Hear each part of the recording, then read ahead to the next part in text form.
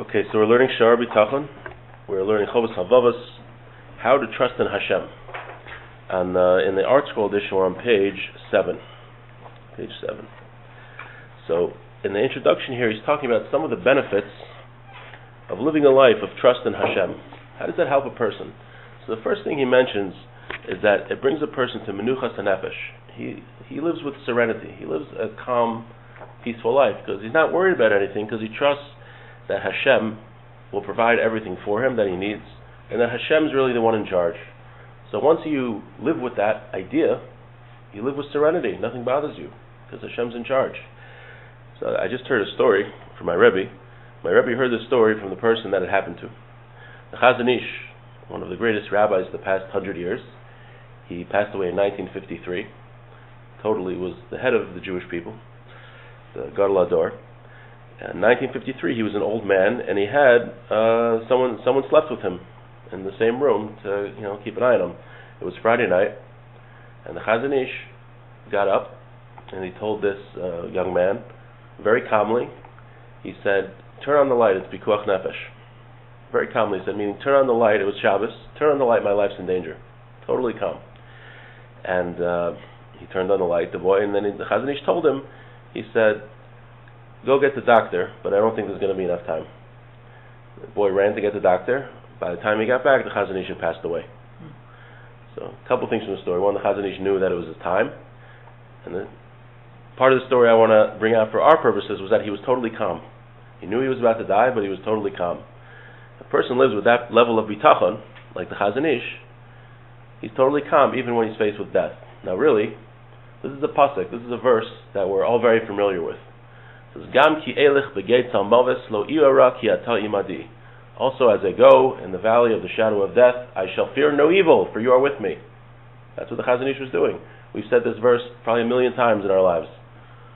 And at least I never took it to heart. What does it really mean? It really means when a person's about to die, scariest moment of a person's life, he's about to die, a person who has true bitachon is totally calm because he knows Hashem is with him.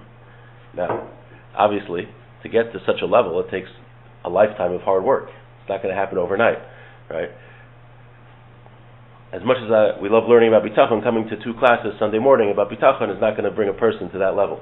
But it has to do with a lifetime of hard work. And that's what the Chazon Ish, who worked his entire life on bitachon, was able to get to that level. So that's the first thing that the Shaar Habitachon says. A person who has trust in Hashem, he lives a life of serenity and he's totally calm, even given life's most dangerous or scary circumstances. Okay, so let's go on. Page 7. V'amar HaKasuv, the verse says, Baruch HaGever Asher Yiftach B'Hashem V'haya Hashem Yiftacho. Blessed is the man who trusts in Hashem, and Hashem is his trust. V'amar, it says, Ashrei HaGever Asher Sam Hashem Yiftacho. Praiseworthy is the person who puts his trust in Hashem. V'lo fana el rehavim v'shatei chazav. And he does not put his trust in the arrogant or those that speak falsely. V'amar, and it says, Arur HaGever Asher Yiftach B'Adam. Cursed is the person who places his trust in man, v'sam basasura min Hashem yasser libo, and he puts his trust in flesh and blood, and Hashem will turn away his heart from him. So we mentioned last week, the Habitachon also has a very powerful line, that whoever we put our trust in, that's who will take care of us. If we put our trust in Hashem, Hashem will take care of us. If we put our trust in other people, Hashem lets those other people take care of us. And obviously, we all rather have Hashem taking care of us than other people. He said, "Umisha botech v'zulos Hashem." Someone who trusts in someone besides Hashem, Meiser Elokim Ashkechas Me'el. Hashem takes away His providence from that person. And you see here in the Psukim, the verses say, "Cursed is the person who trusts in another person and doesn't trust in Hashem." And he continues, "V'im yiftach al chachmaso." If a person, not only in other people, let's say a person's very smart, right? He went to an Ivy League school. Right, Ivy League schools like Harvard and Yale used to be very prestigious institutions where people, very intelligent people, used to go and get very prestigious degrees and learned a lot. This many, many years ago used to be like this. So people are very bright and they rely on their own cunning, rely on their own brains. I don't need Hashem. I'm very smart. I'll be successful in the business world. Yigal Larik, it's going to end with nothingness. V'yachlash kocho, they'll become weak.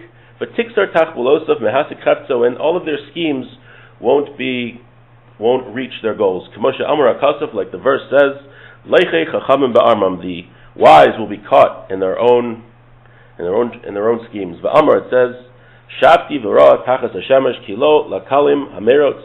Look underneath the sun. It's not the swift that win the race. V'lo lagibor mamlecho, not the strong that win the war. V'gam lo lachachamim lechem, and also not the wise that get bread. V'Amar, it says, Kfirim ashuvra evu, young lions.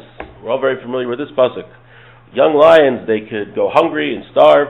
V'darshe Hashem, those who seek out Hashem, lo yachsru chol tov, they will not lack anything. There's many, many examples. We don't need to speak about many, many examples of very bright people. Maybe you know people like this in high school, top of the class, very, very smart, and you thought they were for sure going to be successful, and something happens and they're not, right?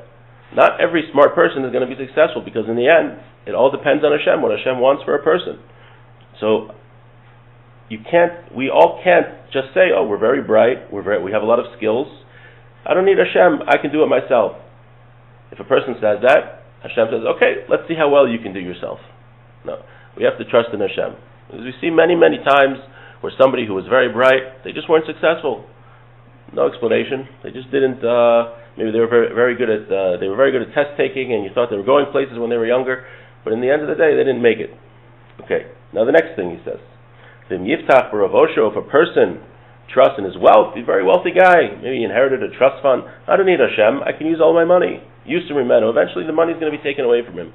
V'ishar luzulaso, and he'll go to somebody else. K'moshe Amar HaKasaf, like the verse says, Asher yishkav lo yasef einav pakach veinenu. A wealthy person can go to bed, and he won't be able to collect his money. He opens his eyes and it's not there anymore. V'amar, and he says, Al tiga la'ashir nebinascha chadal. Don't weary yourself to become rich. Don't rely on your own understanding. V'amar says, Hatayif einacha, cast your eyes v'veinenu. You can cast your eyes on the wealth and it's not there. V'amar, it says, V'chatzi yamav yazvenu, and half of his days it's gone. U'bachariso ye'navel, and in the end he will be like detestable. Like timona mimeno hanasabo, or perhaps the money is not going to get taken away, but maybe he's not going to get any benefit from his money. Kasher amar achacham, like it says, King Solomon says, V'lo yesh liteno elokim la'echlu mimeno. Hashem won't allow him to eat from it, to use it. There are people that are very wealthy, but a person could chas v'shalom, he could be in ALS or something. He could be in a coma. He's a billionaire, but he's disabled, and he can't benefit from his money at all. So that could happen.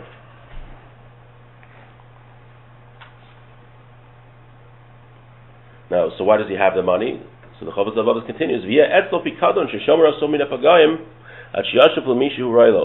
be that Hashem is allowing this person to be wealthy because he wants that money to go to someone who really deserves it. And this person is just holding on to the money until that time comes. Like it says,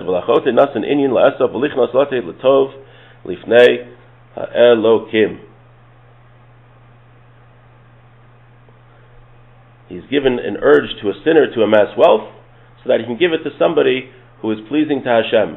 So why does this wicked person have so much money? It could be that Hashem wanted this wicked person to earn money because eventually that money is going to transfer to a righteous person. V'amar, it says, Yachin v'tzadik yilbash v'chesef naki yachalek. Someone who does averas. Here's the other one, sorry. Right, he's got the evil person will prepare and the righteous person will wear it. But it could be actually that the money is going to be the reason for his destruction. Like it says, that sometimes money could actually be the reason for a person's downfall. We learned in Shaar, every situation that a person finds himself in is a test. A person could be poor, and that's a test because he might be tempted to steal to support himself. But on the other hand, wealth is also a test. Wealth is someone who's wealthy is very easy for him to fall into the trap of gaiva, of being haughty, that I have all this money, I don't need Hashem. Like he's saying here, a person who's wealthy could fall into that trap. Now, the idea he's saying here, what we're taking out from here, is that a person, even if he's very wealthy, he's a millionaire, he's a billionaire, whatever it is, he can't say that I have all this money, and therefore I'm fine, I don't need to trust in Hashem. One is because the money could be taken away from him. Right? Two is that the money could be the reason for his downfall. Right? Hashem has many, many ways of taking away money from a person. Someone was just joking to me the other day. It's not really a joke, but the way that you see Hashem is in charge of your money is a car mechanic. Right? Out of nowhere, you could have to pay, put down $2,000 because the alternator in your car broke. Right? It's like all the time, whatever. The mechanic is the best way to show that Hashem's in charge. But I read a story from Ramat Solomon, the Rosh Yeshiva of Gateshead in England. There was a certain person, he wasn't a religious Jew, and every year he would give a sizable check to the yeshiva. And every year, the Rosh Yeshiva of Gateshead, would tell him, nicely that maybe you shouldn't work on Shabbos. Not such a great thing to do. He wasn't a religious guy, and they said, okay, Rabbi, yeah, whatever, fine. So one year after he gave the check, the Rosh Yeshiva got a call from this man's wife. Could you please visit my husband in the hospital? He got very sick, and he had to spend all of his money. He had to spend, I guess he didn't have insurance, he had to spend a sizable sum on doctors and specialists to get better. So the Rosh Yeshiva thought to himself, oh, you see, if he wouldn't have worked, all the money that he earned on Shabbos, Hashem took away from him. Right? Hashem's going to take it away. If Hashem wants to take it away, he can take it away. So he wrote that when the Rosh Yeshiva went to visit this man in the hospital, the first thing the man said was, Rabbi, you see, if I didn't work on Shabbos, I wouldn't have had money to pay the doctors. So he writes in the end, the pasuk, Tzadikim yelchu bo poshim yikashlu bam, that you can have one event in life, the righteous person views it in the straight path, the right way, and the evil person perverts everything that's going on to suit his own needs. So it's a very important lesson in life. Like a righteous person, we always have to look at situations that happen in life in the right path. The way you do that is you ask your rabbi, you ask your rebbe, what's the proper outlook, and we don't get perverted with that. But the idea of the story is that if Hashem wants a person to lose his wealth for whatever reason, he'll do it. He has many, many ways to do that. If Hashem wants a person to have wealth, he has many ways to do that. So we're supposed to have trust in Hashem and not trust in money. And just to finish off with one more parable that Habitachon says, I've mentioned this before, but I think it's very powerful. How should we view money? What's the proper view of money? He says, imagine this. There's two brothers. One is very wealthy, one is very poor. Okay. So every once in a while, the wealthy brother stops by the poor brother and he says, he helps him out. My brother gives him $1,000. He says, oh, thank you so much. He's really helped me out. After the wealthy brother leaves, the neighbor of the poor brother, they live in a poor neighborhood, and the neighbor who's also poor comes to the poor brother and says, I saw your wealthy brother here, and I know he gives you a check. You think you could maybe give me a few $100? So the poor brother thinks, oh, what a chutzpah, a guy asked me for this money, what a jerk, it's my brother, not his brother. He gives them, but he's very reluctant about it, not so happy. A little bit of a chutzpah to ask me. Now, Habitachon says, let's think of another story. There's a rich brother and a poor brother. The rich brother visits the poor brother and says, I want to help you out. Here's $800. But I saw that you have a poor neighbor also. Why don't you take this $200 and give the $200 to your neighbor? How's the guy going to feel? The poor brother. He's going to feel great. He got $800 he wasn't expecting. Okay, yeah, and he gets to help out his neighbor too. Now, what's the difference between the two stories? The difference in the first story is the poor brother thought all the money is his. All the money's mine. You're trying to take away my money. Who do you think you are? In the second story, the $200 was never his. He was just a messenger to give it to the poor brother. So Habitachon says that's the way we're supposed to view money. We're supposed to view money that we're just watching it for Hashem. It's not really ours. It's Hashem's money. I'm watching it for Hashem so that I can do what's right with it. That what Hashem wants me to do with the money. Hashem gave me a certain amount of money to support myself and to buy food and shelter and all those things. But He also gave me money to help less fortunate people, to spend money on mitzvos, and to do whatever else. So he says that's how we should view money. Once we trust in Hashem, when we realize that everything is coming from Hashem, then we're going to have the perspective in the second story and not of the first story. Okay, so I want to mention also something we mentioned the first week, to get to the level of bitachon of the Chazon Ish before he's about to pass away. So we shouldn't feel bad if we're not at that level, because that takes a lifetime of work. But again, how do we work on it? How do we work on bitachon? The ways, we said last week 3 ways. One way is to learn about it like we're doing, and also to think about psukim of bitachon. The whole Sefer Tehillim is about bitachon, trusting in Hashem. Take a pasuk about bitachon and think about it the whole day, and repeat it over and over in your mind, perhaps with a niggin. That's one way, to just drill it into our consciousness. The other way is to daven. When we focus on davening, davening is realizing that everything comes from Hashem. So when we focus on davening and we really believe when we're davening that everything comes from Hashem, that helps us work on bitachon. And the third way is doing it, by actually doing it. When we're faced with a choice, should we, do some crazy thing to try to get ahead in life, or should we say, no, I did what I need to do, I'm going to have trust in Hashem? We choose the latter, and we say, I'm going to trust in Hashem. By actually doing bitachon, putting into practice bitachon, that'll help us live with more trust in Hashem. And then we'll live, like he says, the benefits, like he said at the beginning, to live a life of serenity and happiness and